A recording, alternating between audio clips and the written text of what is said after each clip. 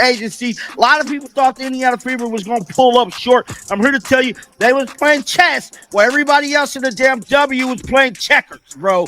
They just strategically put this thing together. Remember when everyone was talking about Caitlin Clark being targeted on the court? Well, the Indiana Fever just responded in a way no one expected. They've added the league's ultimate enforcer, Sophie Cunningham, and that's just the beginning. Cunningham is about to flip the script for the Fever.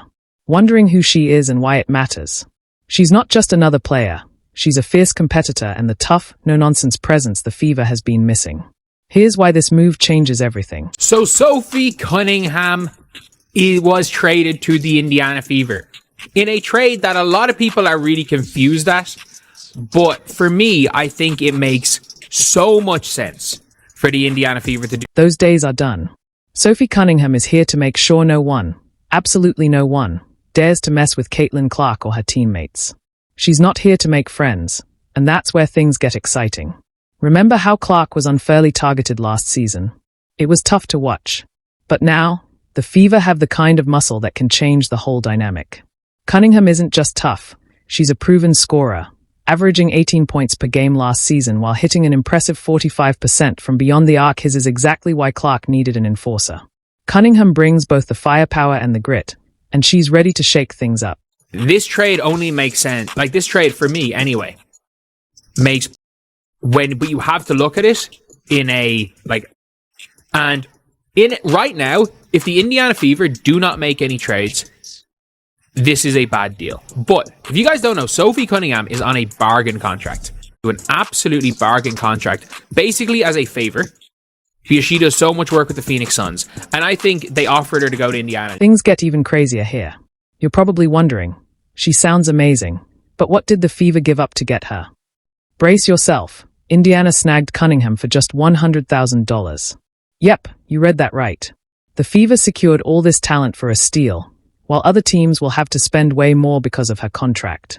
It's like Indiana discovered a WNBA cheat code, and now the rest of the league is watching with envy. But she is being paid $100K a year. Her salary is basically identical to Nalissa Smith's. She is a much better prospect than Nalissa Smith. And with the fact that they've barely taken on any more salary, they don't have to use a first round. Let's break this down again, because it feels like the Fever just added a hidden gem no one expected. Sophie Cunningham isn't just adding scoring and grit, she's shifting the entire mentality of this team. You've heard of players who elevate those around them. That's exactly her impact. She won't just make the Fever better, she'll be the enforcer Clark and her teammates need to thrive. Great, as Indiana sends the number 8 pick to Dallas as part of this deal, but gets Sophie Cunningham in return, a sharpshooter from Phoenix, a tough player as well. So in the same day as they get Natasha Howard, they get Sophie Cunningham, possibly adding 2 starters, while also bringing Kelsey Mitchell back, and in year 2 of Caitlin Clark. So the Fever are title contenders right now. Here's the game changer. Caitlin Clark's battles with on-court hate and hostility are finally over. As one critic put it, Clark's enforcer has arrived. And her name is Sophie Cunningham. She's not here to tolerate the disrespect and cheap shots Clark has faced in the WNBA. Imagine the freedom. Clark can now focus solely on her game, lighting up the court, while Cunningham handles the rough stuff. This move changes everything. We got to talk about Sophie Cunningham, what she brings to the team, and we all know Caitlin Clark has been a huge target for WNBA veterans, for just haters in general. And I'm here to tell you, Sophie Cunningham is not going to put up with the hate and the bullying Caitlin Clark has. This isn't just a roster update. The Fever made a strategic leap. They transformed a major weakness into a strength, all while managing the salary cap and keeping flexibility for future moves. It's like watching a chess master set the board, and now we're seeing the brilliance behind every move. Again, you have got Sophie Cunningham and Natasha Howard and giving up Smith. Giving up Nalissa Smith. And by the way, with Grace Berger, Christy Sides forgetting Grace Berger existed, Grace Berger's a new player. So let's be real. You gave up Nalissa Smith and Erica Wheeler, because that's where the contract came from for Natasha Howard. And you brought in Natasha Howard, Sophie Cunningham, and Grace Berger. And the Fever didn't just make moves, they made a statement. Wondering why trading the number 8 pick matters.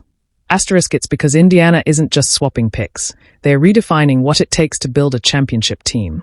And this is where it gets exciting. Them giving up the 8th pick, yes, but there's a possibility if they are going for added in free agency that they might not be able to afford to keep the 8th. Here's why that number 8 pick isn't as valuable as it seems. Think about it. How many number 8 picks in the WNBA have made an immediate impact? Hardly any. And that's the point. The Fever need players who can produce *** right now ***, not projects that take years to develop. They are done rebuilding. It's all about winning, which makes trading the pick a smart move. I still think they come out as big winners for today. I think they're significantly better today than they were yesterday. And a pick is always hypothetical. Picks always have way more value during the draft than they do after the draft. Alyssa Smith was a 2nd pick, and she is near negative value. Diamond Miller was the 3rd pick, or say it was the 2nd pick 2023. She's got no value. Only as good as the players you draft. With Howard and now Cunningham, the Fever aren't just adding names. They are bringing in *** proven winners *** who know how to elevate Clark's game and drive this team toward real success. These are impact players, ready to make a difference from day one. How much stronger is Indiana's lineup? It's like they just hit the turbo button. Buckle up, because this team is ready for takeoff. Lose nothing. Now, I've been seeing people kind of, been up in arms a little bit about the way the trade went down in getting Sophie Cunningham. A lot of people have been kind of mad about giving up that number 8 pick. I'm here to tell you, bro.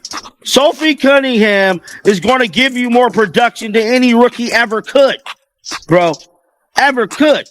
And we got to remember, everything that's getting signed as of right now is 1-year rentals. These are 1-year rentals, guys. And so we gave up the number 8 pick. So be it. We still got a number 19 pick. We trying to win right now. What did I tell you? Sophie Cunningham, Natasha Howard, these are plug-and-play pieces. We need plug-and-play, immediate impact. That's what we need. We need players to come in and make immediate impact. Things just got even more exciting. The Fever aren't just eyeing 2025. They are laying the foundation for a dynasty in 2026 and beyond. While other teams are playing checkers, Indiana is playing chess. This isn't just a roster upgrade for now. It's a strategic blueprint for long-term success. This isn't a quick fix. It's a master plan unfolding. They're on a good salary, they're on good contracts. This team is in win now mode, as in win in 2025 mode, win in 2026 mode, and a rookie does not really help them do that, especially at number 8. What about Alyssa Smith? You might be thinking, wasn't she supposed to be the future of the franchise?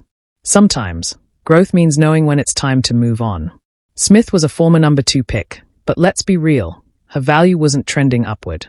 In the end, the Fever made the move they needed to propel the team to the next level. And they probably wouldn't have been able to if you just bring in an extra 100K in Sophie Cunningham. You've only got a minimum contract player. So basically, with the 8th pick there, if you want to sign this near to keep Grace Berger, you can't. Simply put, with the way the salaries work, you have to make a choice. Is the 8th pick in this year's draft worth more than Grace Berger?